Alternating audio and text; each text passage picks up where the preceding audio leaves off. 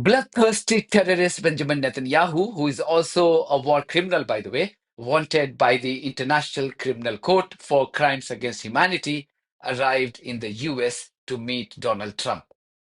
He is scheduled to meet many senior officials of the new US administration before joining Trump at the White House tomorrow, which is Tuesday. How did the BBC report this important news? Rajni Vaidyanathan, my former colleague in the BBC Asian network, she introduced the news before going live to Yolande Nell for more details. Any prize for guessing if they mentioned the arrest warrant by the ICC against Netanyahu? What did you expect? Sanity would demand that BBC mentions this important fact. After all, the BBC is perhaps the only organization with a book called Editorial Guidelines. This is also the same organization which is never tired of giving context to any mention of Israeli atrocities in Gaza, such as claimed by Hamas-run health ministry. Hamas is a proscribed terrorist organization in many countries, etc., etc. Remember how it covered other horrible cases of Israeli war crimes in the past 15 months or so by choosing despicable terminologies? But today, no such context was required. After all, the news item was about the de facto editor-in-chief of the BBC, called Benjamin Netanyahu. Watch how the BBC covered this. Israel's Prime Minister Benjamin Netanyahu has arrived in the US.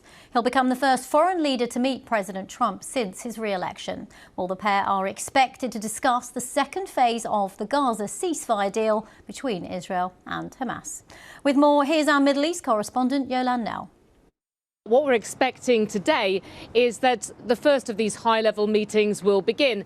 We're expecting that Mr. Netanyahu will meet the US Middle East envoy Steve Witkoff, who had this key role to play as a mediator, securing the current 6-week ceasefire deal in Gaza. Now, today, under the terms of that deal, discussions are supposed to start on moving to the next stage, a very sensitive one, because that would bring a full end to the fighting in Gaza, would bring all the remaining Israeli hostages home.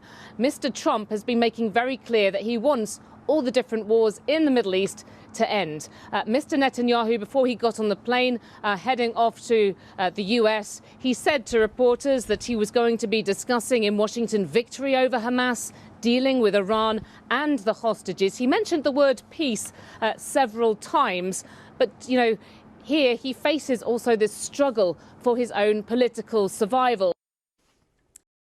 How did the BBC cover Vladimir Putin's first visit after facing a similar arrest warrant by the ICC? This is exactly a like-for-like comparison.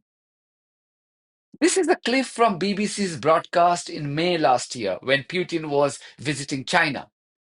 Just like today, a BBC presenter introduced the news on that occasion and went live to his China correspondent, who wasted no time in giving the important context about the ICC arrest warrant. In fact, Stephen McDonnell, who was BBC's China correspondent, he was so pained to explain the red carpet welcome accorded to Putin by Xi Jinping.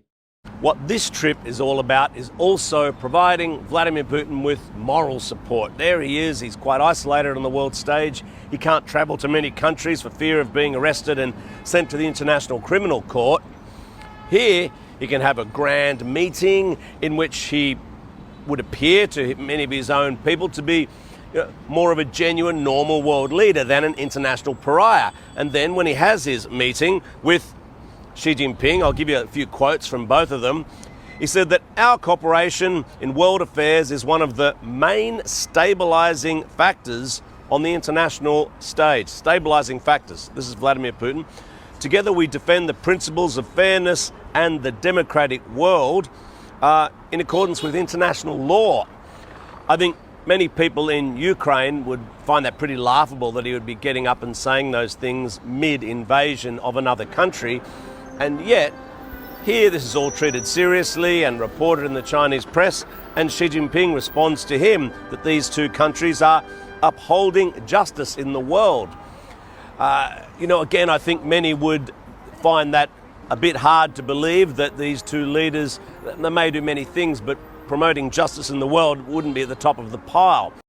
You can understand such brazen hypocrisy or thuggery by the political class in the Western countries, like this Zionist Matthew Miller in November last year. He wasn't even ashamed on admitting that his country was indeed being a hypocrite in the need to enforce the ICC laws. So, what is your position on whether other countries that are members should follow the arrest warrant? Look, we have made clear that we disagree with this ruling, that we have serious concerns both with it from a jurisdictional perspective and also from a process perspective. Every other country has to make their own decisions under their law and their systems, how they're going to react to it. So when the secretary was, I think last year it was, where he was talking about the warrant for Vladimir Putin, said, this was in Senate, said any country that's party to the court has obligations and should fulfill those obligations. So should countries' obligations to international treaties be sort of selective in this way? No, every country has to make their decision. That every country has to make that decision for themselves. But I don't think there is any equivalence between the case that the ICC has brought against Russia and the case that it has brought against Israel. When you look at the difference between the two countries, Russia is not a democracy, does not have a functioning independent legal system, is not investigating violations of international humanitarian law by its soldiers. Israel is the opposite in all of those cases, a democracy with an independent court system that has hundreds of open cases into allegations against its soldiers.